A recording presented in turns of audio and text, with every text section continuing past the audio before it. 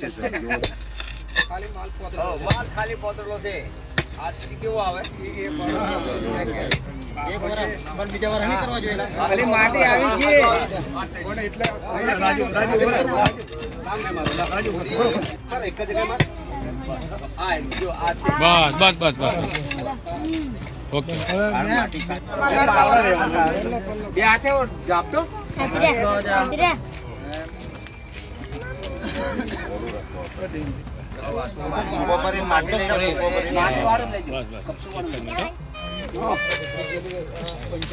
કઈ જગ્યાથી જાય આ રસ્તો ચાલુ છે ખાલી આ મોડી ના વાંધો નહીં રહેવા દો છોકરી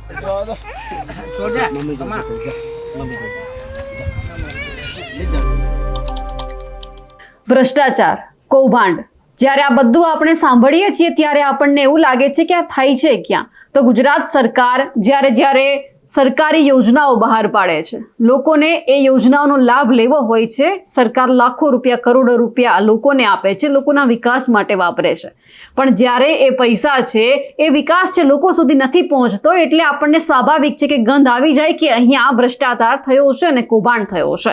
હવે એમને છતો કરવા માટે આપણે અવારનવાર નેતાઓને સાંભળ્યા છે, નેતાઓ ભ્રષ્ટાચાર છતો કરતા હોય છે, ઘણા બધા છુપાવતા પણ હોય છે, ઘણા બધા તો ભ્રષ્ટાચાર કરે પણ છે.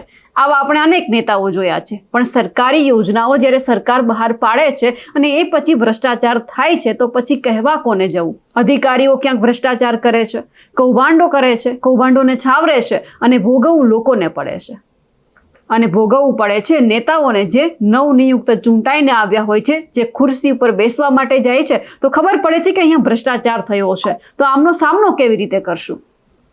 હવે વાત સામે આવી છે છોટાઉદેપુર જિલ્લામાંથી કે જ્યાં એક ગામ છે, ત્યાં નવનિયુક્ત જે એક સરપંચ છે અને મહિલા સરપંચ ચૂંટાઈને જાય છે, હજુ તો હોદ્દો ભોગવે, કામ કરે પહેલા જ એમને એવું લાગે છે કે અધિકારીઓ ભ્રષ્ટાચાર કર્યો છે અને ભ્રષ્ટાચારને છતો પણ કરે છે. નમસ્કાર, આપ જોઈ રહ્યા છો નિર્ભય ન્યૂઝ અને હું છું આપની સાથે રિદ્ધિ. છોટાઉદેપુર જિલ્લાની અંદર જે નસવાડી તાલુકો આવેલો છે ત્યાંનું એક ગામ છે કે જ્યાં એક મહિલા સરપંચ ચૂંટાઈને આવે છે અને એમને એવું લાગે છે કે અહીંયા ક્યાંક ભ્રષ્ટાચાર થયો છે અને હવે એ જ બાબતે જ્યારે એમને ખબર પડે છે કે ભ્રષ્ટાચાર કરવામાં આવ્યો છે, જે નસવાડી તાલુકો છે ત્યાંનું જે ડણી ગ્રામ પંચાયત છે અને એમાં જ જે મીરાબેન રાઠવા છે નવનિયુક્ત ચૂંટાઈને આવે છે, એમને એવું લાગે છે કે હું આ હોદ્દો ભોગવું, હોદ્દા ઉપર બેસું, લોકોના કામ કરું એ પહેલા જ ક્યાંક અહીંયા ભ્રષ્ટાચાર થયો છે, અધિકારીઓ અહીંયા ભ્રષ્ટાચાર આચર્યો છે અને કેટલાક લાખો રૂપિયાનો ભ્રષ્ટાચાર કરવામાં આવ્યો છે અને ભોગવવું મારા લોકોને પડે છે. હવે જ્યારે મહિલા સરપંચ જ્યારે પોતાની ખુરશી ઉપર બેસવા માટે જાય છે, કામ કરવા માટે જાય છે અને એમણે જે અધિકારીઓની જે આ તમામ જે સરકારી બાબુઓ છે એમની જ્યારે ભ્રષ્ટની જે આ પોલ ખોલી છે એ સૌથી પહેલા સાંભળીએ અને જોઈએ કે કઈ રીતે અધિકારીઓ ભ્રષ્ટાચાર કરે છે, કૌભાંડ કરે છે અને લાખો રૂપિયા ચાઉ કરે છે.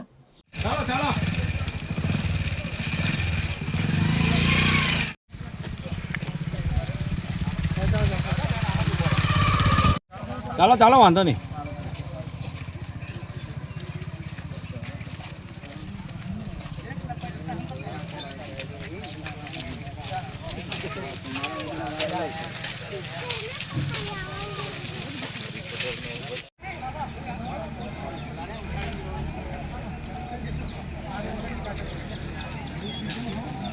આ ક્યાં જવું?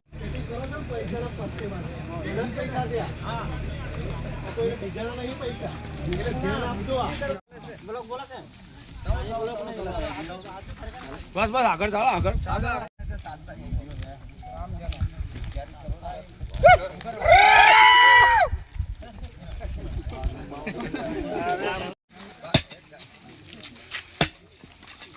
આંખમાં વાંચે જોજો.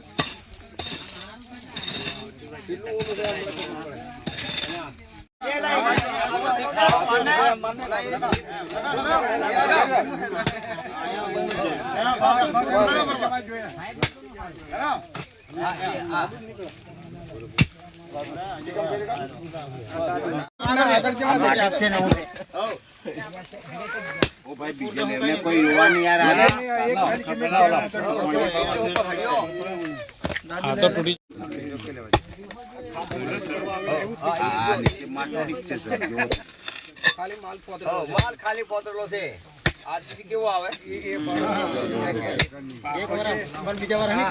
ખાલી માટી આવી ગઈ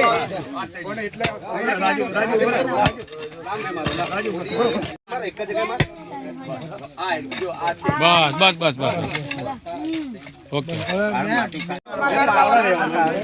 બે હાથે જાપતો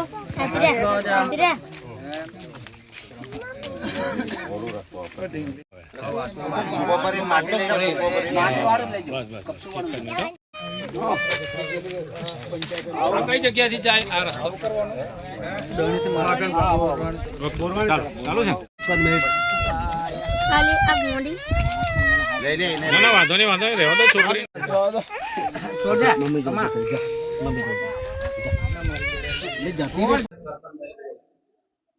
ધણી જૂથ ગ્રામ પંચાયતમાં મારી નવ નિયુક્ત સરપંચ તરીકે નિમણૂક થયેલી છે કે જેમાં મને સરપંચ તરીકેનો ચાર્જ 23/7/2025ના રોજ જ્યારે અમે આગળ મિટિંગનું આયોજન કર્યું હતું તેમાં આજે 4 તારીખે જ મિટિંગ ભરવામાં આવી હતી, પરંતુ એમાં રજિસ્ટરમાં જોવામાં આવે તો ઘણા બધા એવા જે કામ છે જે બાકી છે જેની પૂર્તતા થયેલ નથી, જેના કારણે મેં રજિસ્ટરમાં સરપંચ તરીકેનો ચાર્જ થઈ અને ચાર્જ લીધો નથી.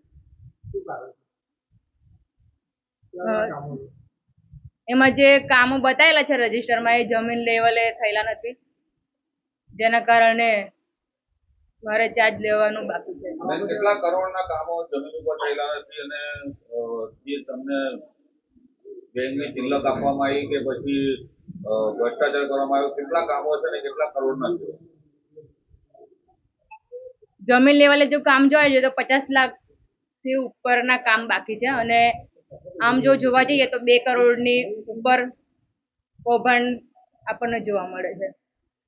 તમે સર્વે કર્યું સરપંચ બન્યા ત્યારે એવા કેવા કામો હતા કે જે કાગળ પર જ નથી અને થઈ ગયા હોય કઈ યોજનામાં આવ્યા છે?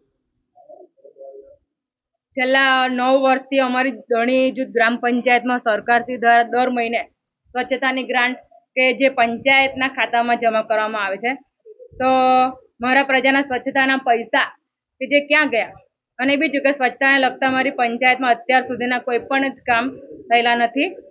અને એમાં મેં સર્વે કર્યો તો સરકારમાં જમા કરેલા પૈસા કે જેનું શું થયું, અને જમીન લેવલમાં થયેલા જે નથી એનું મેં નરી આંખે નિરીક્ષણ કર્યું છે કે જેમાં આપણને જોઈ શકાય કે જે અધિકારીઓ અને કર્મચારીઓ દ્વારા ભ્રષ્ટાચાર કરવામાં આવેલો છે. બેન, ગામમાં એક બે કામ એવા ગયા છે કે તમે નજરે જોયા અને જે થયા જ નથી કાગળ ઉપર? એમાં અમારા ગામથી સ્મશાન સુધી સીસી જે રોડ છે એ બંને ગ્રાન્ટમાં 2 ગ્રાન્ટમાંથી એક જ કામ 2 વાર બતાવેલા છે. બીજા કોઈ ટાંકીના બોરના કામો એવા ગયા છે કે જે થયા જ નથી ને કાગળ ઉપર બંનેમાં યોજનામાં કરી પાડવામાં આવે છે? એમાં કુલ મુકાયેલા કામોમાં 70 કામો છે, તે પૈકી 2 કામો ચાલુ અને બીજા 7 કામો કે પૂરા થયેલા છે, જેમાંથી કુલ કિંમત 45,21,131, જેમાં 2 કામ 1,49,000 છે, જેમાં પૂરા થયેલા કામ આપણે જોવા જઈએ તો એમાં 11,50,399 છે. હવે પછી બીજું કે ડ્રેનેજ કન્સ્ટ્રક્શન ગટર લાઈનનું કામકાજ ને બધું કે જેમાં એની રકમ 1,79,000 છે, થયેલા જ નથી એમાં, કે જેમાંથી 15માં નાના પંચમાંથી જે આ કામ લીધેલું હતું એ પણ અધૂરા બોલે છે. સરકારી ચોપડે ખર્ચો તો બતાવી દેવામાં આવે છે, પરંતુ જમીન લેવલમાં એ કામ જ થયેલા નથી અને નાણાંની ઉચાપત થયેલી જોવા મળે છે. સરકારને તો મારી એ જ માંગ છે કે જે પણ અધૂરા કામ છે એની પૂર્તતા કરવામાં આવે જમીન લેવલ, અને જે પણ પૈસા જે ઉચાપત થઈ ગયા છે એની રિકવરી કરવામાં આવે. પણ આમની સાથે એમને પણ સાંભળીએ જે પૂર્વ સરપંચ છે. જે તે સમયમાં મેં કામો કરેલા કે 2022/9 તારીખ પછી મારો મુદત પૂરી થઈ ગઈ. પછી મેં શું કરું કહેવાય, મારા જે તે વખતેના કામો પૂરા થઈ ગયેલા કહેવાય અને કરેલા જ કહેવાય કામો, જેટલી ગ્રાન્ટ આવી તેટલી. પછી પાછળની વાત હું નથી જાણતો કહેવાય, એ તો આપણે તો કશું જાણતા નહીં કહેવાય. એ તો 2022 પછી અમે કશું જાણતા નહીં કહેવાય. ના ના, નથી સાથે મળી કામ કર્યું, કોઈ કામ નથી કર્યા કહેવાય, તદ્દન ખોટા કહેવાય. ગટરો તો એ કોન્ટ્રાક્ટરો બનાવેલા, અમે થોડા બનાવ્યા, અને અમે જાણતો બી નથી, મને બોલાવ્યો બી નથી. અમે શું કરીએ, ગામના હિત માટે બીજું શું કરીએ, કઈ કામ સારા થાય એ જ અમે કહેતા હતા, બીજું પણ બીજું શું કરીએ, કશું એ લોકો મને પૂછ્યું નતું કહેવાય, કોઈ કશું પૂછવા બી નતો આવતો. હવે એનું તો અમે પાછળનું વાત મેં શું કાર્યવાહી કરવા સારી, જે તે ખોટું કર્યું હોય કામ એની પગલા ભરાવા જોઈએ, બીજું શું કરીએ સાહેબ. અમે રાઠવા દામણભાઈ કચરાભાઈ. હવે જે મામલો સામે આવ્યો છે, જે અધિકારીઓ ભ્રષ્ટાચાર કરે છે, બધું સામે આવતા પણ જોવાનું છે કે સરકાર હવે શું કરે છે. પણ આ બહેનની જે હિંમત છે એમને પણ ક્યાંક આપણે શાબાશી આપવી પડે કે જ્યારે હોદ્દો ભોગવે, કામ કરે પહેલા જ એમને આ ભ્રષ્ટાચાર છતો કર્યો. અમારા અહેવાલને લઈને આપનું શું માનવું છે કમેન્ટ કરીને ચોક્કસથી જણાવજો. સાથે જ અમારી નિર્ભય ન્યૂઝ ચેનલને લાઇક, શેર અને સબસ્ક્રાઇબ કરવાનું ભૂલશો નહીં. નમસ્કાર.